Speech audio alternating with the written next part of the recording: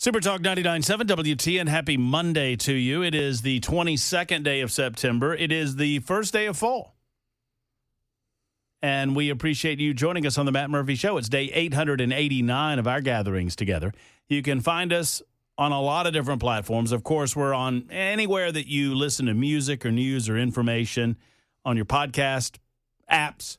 We're there. I mean, iHeart, Spotify, TuneIn. We have our own. We invite you to download it. Take that app, Super Talk 99.7 WTN. You can listen to Dan Mandis in Nashville's Morning News. You can listen to Chris Hand. You can listen to Chad Benson. You can listen to Matt Murphy. You can listen to anything that we provide on Super Talk on that app.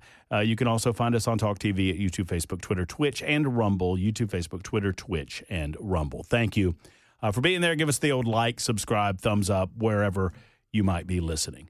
We appreciate our next guest. He's a good friend of the show. We call him a FOTS, F-O-T-S, friend of the show. His name is representative. Well, his name's not representative. His title is representative. His name's Scott Cepicky, and he joins us not just to talk about football, but to talk about other activities involving politics and our greatest friend in the Middle East, and that would be the nation of Israel. Scott, good to have you back. Great to be here.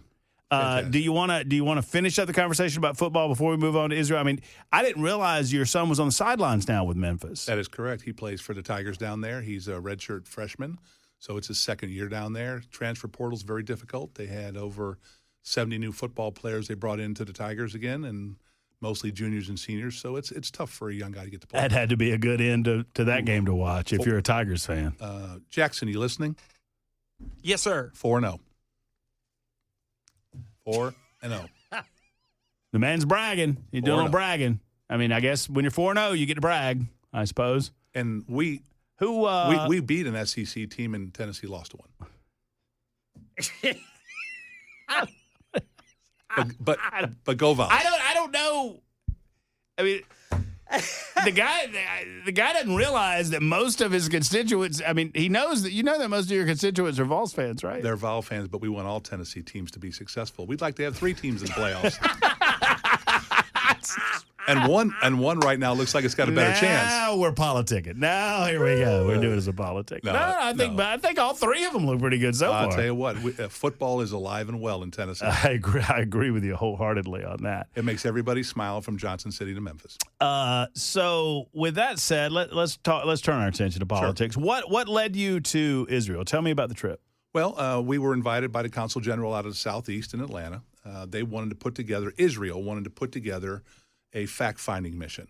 You hear all this stuff from CNN and all the ABCs and stuff about what's going on in Israel, what's going on in Gaza, what's going on in the West Bank. And they wanted to bring legislators from across the country, the United States, 250 of us, 5 from each state, to come to Israel and see it with your own eyes.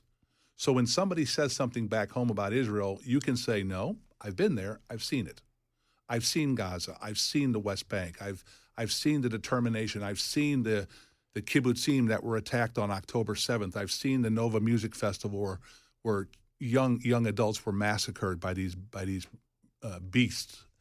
We've seen the resolve of the Israeli people of, we want our people back. Now, these were not, on October 7th, Matt, these were not soldiers. These were not military installations that were targeted. They were civilians, men, women, children, the elderly, brutally massacred, brutally raped and heads cut off, and then hostages, civilians taken back to Gaza to be held. And they're still... And some still there? Over 40. They believe that roughly 20-something are still alive based off of what Hamas keeps sending out about these prisoners. They look, for lack of a better word, they look like prisoners from Auschwitz. Mm-hmm. They are starving to death. Unfortunately, the prisoners from... the soldiers from Hamas don't seem to be starving to death. And so you hear from all the different news stations and stuff that the people of Gaza are starving to death. Matt, I can tell you, I saw a food convoy that was going into Gaza, driven by the Israeli IDF forces, that once they crossed into Gaza, the UN got in the trucks to take the trucks on into Gaza after they've gone through all the inspections to make sure there's no military goods in there, et cetera. Sure. And shortly after that, Hamas stops the trucks. So people get out, Hamas soldiers get in, and the trucks disappear, full of humanitarian aid. Now, here's something else to think about. So you feel like that Hamas is holding them back from the people of Gaza. Yes, they are feeding their troops, and then whatever's left over is being sold on the black market to their civilians. Mm-hmm. We also see that during this war, now we all agree on October 7th that Hamas came across the border into Israel, killed over 1,200 Israelis, plus took hundreds prisoner, right? Mm-hmm. Since then, Israel has been waging war against Hamas. Mm-hmm. They have been supplying electricity to Gaza, water to Gaza, humanitarian aid to Gaza, medical treatment to even the soldiers that they're shooting over there from Hamas in a wartime. Tell me whenever a country that was attacked by another country, that country that was attacked supplied all this aid to the people they're fighting. Well, the mainstream media wants you to believe and wants to create a distinction, and I suppose there is one, between the Palestinian people and the leadership. Mm-hmm. Now, I have long said that the Palestinian people in that region, I mean, when we talk about a two-state solution, and I want to get into this conversation with you because the UK just recognized Palestine. Mm-hmm. I mean, I thought we had recognized this portion of the world in 2006 when Israel said, look, y'all can have the Gaza Strip is yours. I mean, Israel was willing to engage in a two-state solution as far back as 2006, mm-hmm. with the caveat that we have to insist on and we require peace. Correct. We require that we protect our own people from attack. And sadly, in that short span of time between 2006, when Hamas took over the Gaza Strip and they were, quote unquote, elected as the political leaders of that region, it did not take long before the warring started back. And it was in small drips and drabs, if you will, until ultimately it culminated in the assault in October of 23. And I just don't understand what Israel is supposed to do more to protect itself. I understand that it's awful. I get it that it's bad, but they didn't start it. Correct. They've never started it. They in the creation, they went to war with the Arab nations in 1948, and Israel won. They won that war of independence. And throughout time, it has been, I guess, I hate to use this word, Matt, but it's more of appeasement. Okay, we'll give you this if you'll stop attacking us. Mm-hmm. We'll give you this if you'll stop attacking us. Gaza could be some of the most expensive real estate in the world on the Mediterranean. It could be beautiful, like Ashkelon, which is just north of Gaza that we went through, beautiful on the Mediterranean, or Tel Aviv or Jaffa, right? But because Hamas has power and a stranglehold on these people, all they're going to do is wage war against Israel. And when we got to speak with Prime Minister Netanyahu or President Herzog, right? They were very clear. We want our hostages back, and we want a Gaza that the people who live in Gaza get to freely choose their representation to put together a government that will recognize Israel and trade with Israel and build with Israel that relationship over time without any type of interference from Hamas, Hezbollah, Islamic Jihad, or Al-Qaeda. Now, we got a problem now in Syria.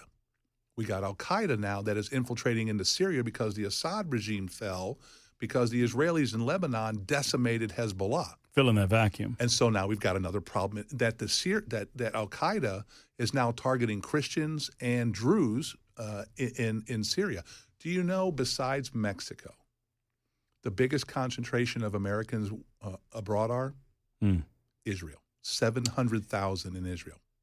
Several folks are asking, and you're a good friend of the show, as I mentioned at the top. Sure.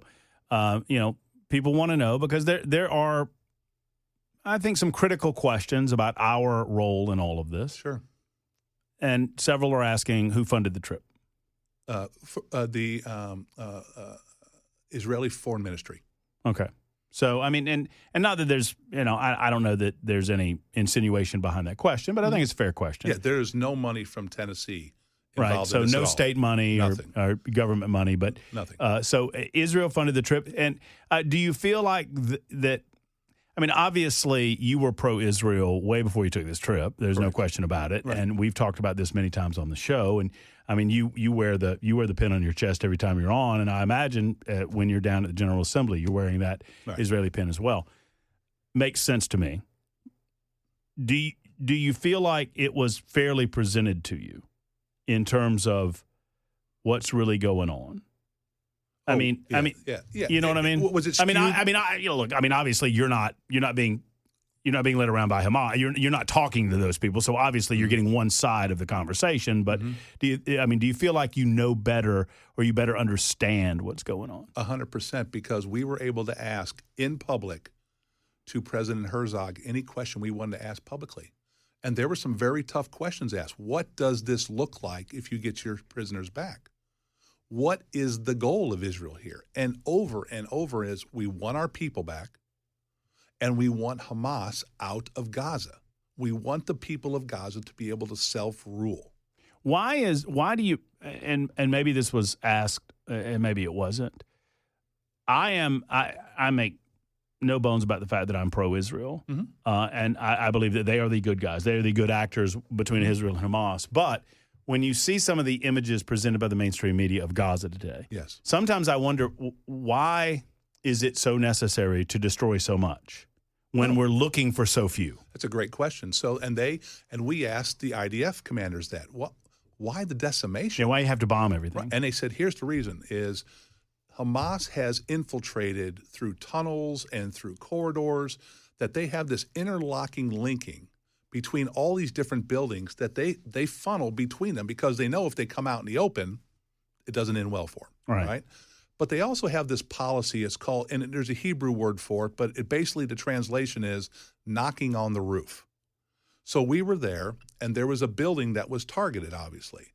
The day before, the IDF, the Israeli Defense Forces, announced that they were going to blow that building up to the area. They dropped leaflets and went around in Arabic telling everybody this building is going to be bombed at 12 o'clock tomorrow. Mm-hmm. And then the Israeli Air Force flies around letting everybody know it's about to happen, and then it happens. Hamas traps people in these buildings for the casualties. Because they want the body count. They want the body count.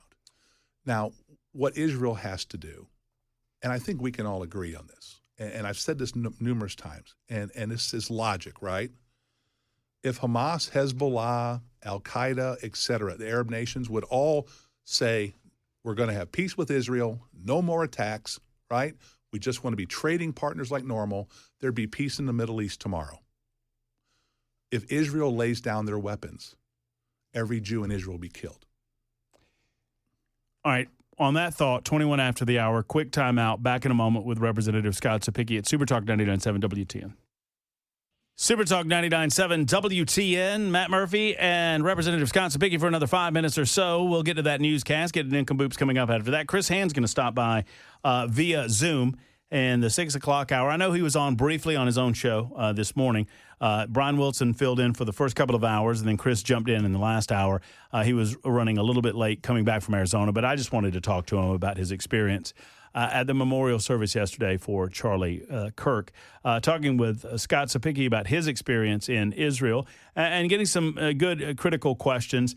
A lot of the critical questions surrounding Israel involves American money going to the state of Israel and whether that is necessary. And secondarily, a lot of the money that American politicians take from groups supporting Israel, primarily AIPAC. Mm-hmm. And I'm just throwing it out there where you can kind of give us your thoughts on it. I hear a lot from people about they're concerned about how money influences the politics of America involving Israel. How do you respond to that? Well, AIPAC is a political pact that looks for people that support the relationship between the United States and Israel, where there's 700,000 Americans living there. 700,000. Mm-hmm. They want policies that that keep that trade flowing between between the United States and Israel. One of the things, there's 3 things we're working on right now as a delegation with Israel for specifically Tennessee. One is using our ag launch in West Tennessee and Memphis to partner with the innovation parts of agriculture in Israel to bring those ideas to Tennessee and get them in the ground to see if they work here in the States. Other one is medical residency exchanges with the University of Tennessee, Knoxville, and Sheba Medical Center to train our doctors in the latest techniques over there. And then also looking for master's programs for our students to go over to Israel free of charge to work over in Israel in those different parts of things for their masters. And then lastly, partnering with, it's called Startup Nation in Israel. It's one of the biggest conglomerations of private equity firms that are looking for the new ideas, kind of like the Shark Tank, but partnering with Tennessee people who have ideas, but they don't have the equity to get them started, partnering that way. I think to answer your question very succinctly is we have a vested interest in a successful and prosperous Israel and a strong Israel. When we talked to when we talked to Prime Minister Netanyahu, one of the questions was asked is, what do you need from the American people? What do you need? He said, we don't need money. We don't need military aid. We just need your support. That's it. Just support us and let us eliminate these terror organizations that, by the way, can affect us here back home.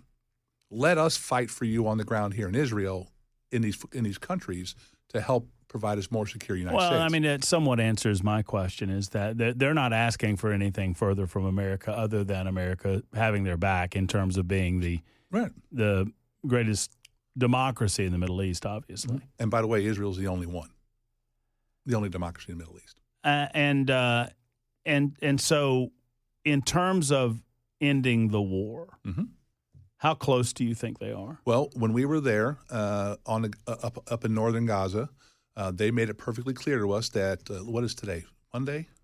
Wednesday was when the final push was going to happen. They had mobilized multiple tank divisions. They had all their supplies. They were going to start basically in eastern Gaza, which borders Israel, and they were going to make a concerted push towards the ocean. And they were going to look for the rest of their hostages. They have an idea where they are. They are going to do everything they can to decimate and eliminate Hamas in Gaza, and then turn the country with probably some type of police force there. You know, we don't want to do what we did in Afghanistan, to pull out and then this vacuum come in behind it like we've seen in Syria, where Hamas or Hezbollah comes back in to provide security for the Palestinian Gaza inhabitants, that they can now have a chance at a normal life and rebuild it. And in such a way, do you think that they're going to hand it back to the Palestinians so long as the Hamas is not in control? As long as there's not a terrorist organization that's in control and they're self-governing, yeah, I think their goal is to turn it back into them and start trading. Because it doesn't feel like they have so much issue. I mean, the West Bank, it's my understanding, is controlled by what is called the PA, the Palestinian Authority. And, I mean, I understand – I mean, am I understanding this wrong? That a little bit. So the West Bank overlooks Tel Aviv, and is probably 20 miles tops. And so the West Bank is very strategic because it's on an overlook. It overlooks Ben Gurion Airport, and it overlooks Tel Aviv. And so if you allow terrorists to control that, they could have missiles there that could strike Tel Aviv in probably 20, 30 seconds or shoot down civilian airliners.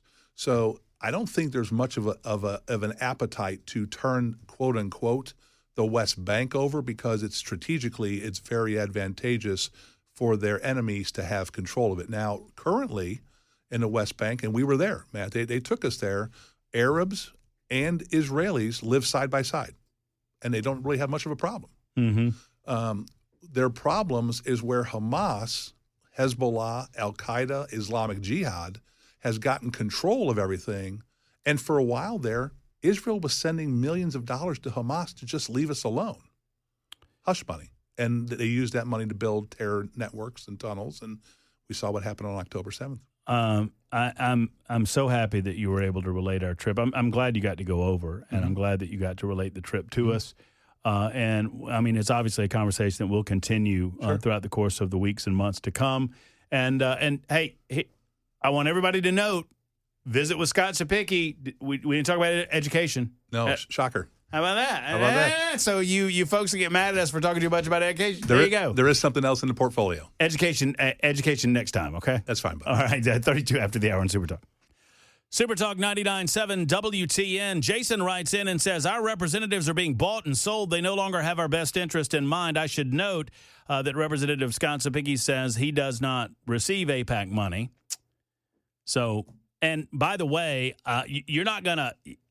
So AIPAC is a political action committee that exists in the United States of America. They are not permitted. People believe that they do, but they are not permitted to have in-depth communication with the nation of Israel. Otherwise, they would have to register as a foreign national interest. AIPAC is an American political action committee, and a lot of people have decided that they're just they're the boogeyman, and they're bad, and that including their money in American politics is somehow perverting American politics and American political interest. And the response that I've always had to that is, do you feel the same way about the NRA? Do you? Or maybe it's just the NRA is a group of like-minded people that get together and they pool their money. Money is speech, by the way. They pool their money together and they attempt to present their like-minded special interest to political figures, and they give to some of those political figures that they believe support the causes that they champion. Well, I believe that AIPAC does that, and AIPAC's cause is support of Israel. I do not believe that any of our money should be going to any foreign governments right now. Any of them. Israel included, by the way. Okay? So, once again, I do not believe that we should be spending American money from our government on foreign nations at all, while we continue to overspend in the trillions of dollars annually. Brian, the AIPAC is not a foreign organization either. You can believe that they are, but they're not. So Brian writes in and says the NRA is not a foreign organization. Well, AIPAC is not a foreign organization either. They're organized here in the United States of America, and they receive their money from American people. Now, it's fine if you believe that there's something else going on, and that's a debatable point. And if they are found to be receiving any money from the state of Israel, they have to register as a foreign state actor, and there are different rules that govern them as a foreign state actor. But they are considered, according to the United States of America, as the same thing as the NRA or the pharmaceutical industry or the alcohol industry or any other lobbying organization. And if you want to change that designation, if anyone wants to change that designation, all you need to do is present the evidence that they should have different rules applied to them than other political action committees based on where they're getting their money from. And if you do that, then I'm with you. Look, I wish that I could wave a magic wand and take all of the money out of all of this, but I can't, nor can you. And money is speech. Money is speech. Don't be daft, 4460. It's American. What does the A stand for in AIPAC? I understand what the Political Action Committee is, and I understand what they do. They lobby for the nation of Israel. That's what they do. But they are an American lobbying organization, no different from the NRA. As much as y'all want them to be, they're not. And if you want to change the rules for AIPAC, then you have to change them for the NRA, and you have to change them for the pharmaceutical. I mean, and some want to suggest that there's a way to get all the money out of it, and I don't know how to do that. I wish we could. Once again, just to remind you, because y'all get all mad at me, I don't believe that any of our tax dollars should be going to any foreign country right now. With that in mind, maybe you think I'm the nincompoop in the news. I don't know. It's time for Nincompoops in the news. I know that. Wow, wow, wow, wow, wow, wow, wow, ba-da-ba-da-ba-bum. That's right, ladies and germs. Belly up to the old radio. It's time for your favorite segment and mine. It's time for Nincompoops in the News, where Ken Weaver, our illustrious newsman extraordinaire, Jackson Williams, the not-so-illustrious executive producer of this show, and yours truly, Matt Murphy, we gather together and we present 3 separate Nincompoop stories. And then you get to vote on which one's your favorite. Ken's, Jackson's, or Matt's? Who won on Friday? I don't know. Me neither. I don't know. Well, Ken, you got any idea? Here's the deal. If nobody knows who won, Ken Weaver goes I first. assume that Ken Weaver has won and Ken Weaver goes first because we love Ken Weaver to death. And the only way that I can beat Ken and his Nincompoop stories is if he goes first and somehow people start forgetting how good his Nincompoop story was by the time we get to mine. So notice when Ken goes first, Murphy goes last. I don't know if y'all have noticed that or not. That is on purpose. I'm going last today. That is on purpose. No, you're not. Yes, I am. No, you're not. Odds or evens, Matt? Odds. I can't flip you off on my camera. Ken, we'll work this out on our own time. What's your Nincompoop, sir? You boys ready for this one out of Evansville, Indiana? Happened on Thursday. A woman steals T-bone steaks from grocery, tries to bribe an officer to avoid arrest. Evansville, Indiana PD officers say they responded to investigate a theft report at the Schnucks on Washington Avenue on Thursday. 44-year-old Anitra Patterson had allegedly scanned other groceries at self-checkout, but failed to scan $128 worth of T-bone steaks before leaving the store. Well, Asset Protection was able to convince Patterson to come back inside and talk. Huh. Officers said they were shown security camera footage of Patterson taking the steaks from the store. After placing Patterson in handcuffs and reading her rights, police say she admitted to stealing the steaks. But then when Patterson was placed in a patrol vehicle to be taken to jail, Evansville police say she offered to pay an officer $250 if he'd let her go.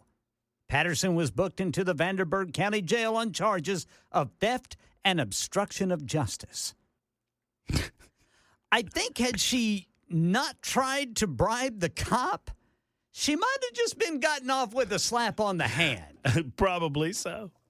But Probably so. Hey, you want a T-bone if you let me go. All I can think of is I saw a story a couple of years ago, and I know it's a different story of a woman that tried to steal steaks, and she had stuffed them all in her pants. Yeah. And she had on those tight jogging breeches, and she was the size of a woman that never should have had on those jogging breeches. Yes, sir. And, so anyway, that's all I'm thinking about when you're telling me the story about a woman stealing T-bones. I got $250 right here. You let me go. Come on, buddy. Should have just paid for the T-bones with that $250. Come on, Exactly. pal. That's liquor money. I don't know what she's doing. I mean, why not? Yeah, why don't Well, you? if you can bribe the cop with it, You could probably just go ahead and pay for the T-bone. yeah. Yeah. What I love is when they have to wait until you leave the store in order to get you for the shoplifting because people go, oh, no, I wasn't going to steal that. Ma'am, it's down your pants in your crotch. Oh, I wasn't going to steal it. I was just holding it there to keep it warm. Jackson, do you want me to go next? I'm happy to. Yeah, go ahead. All right, so we go across the pond to Manchester, England, where a woman, little pitchers alert.